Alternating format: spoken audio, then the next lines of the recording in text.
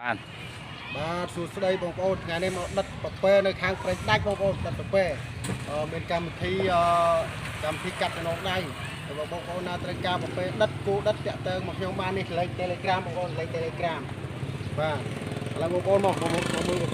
បងប្អូននេះប្រពែនេះបងប្អូននេះបងប្អូននេះអូនេះអត់ចោះបងប្អូននេះ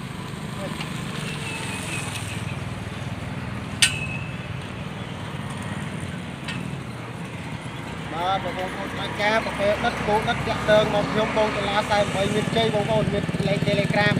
ឆាតមកតាមឆាតទៅបានដែរបងប្អូនឆាតតាមឆាតទៅបានដែរប្រភេទដិតមានគោដិតបងប្អូនបាទអរគុណច្រើនបងប្អូនត្រូវការមានកម្មវិធីតាក់ទងមកខាងខ្ញុំបានប្រភេទដិតគោដិតបងតាឡា48មានជ័យបាទអរគុណច្រើនបងប្អូនអរគុណបាទសួស្តីបងប្អូនឥឡូវឆ្អិនហើយបងប្អូនឆ្អិនហើយនេះឆ្អិនហើយ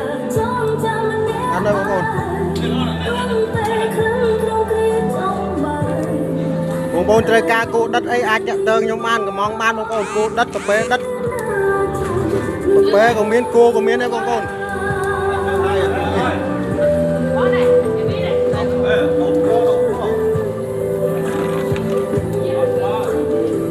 អិនហើយបងប្អូនឆ្អិនហើយ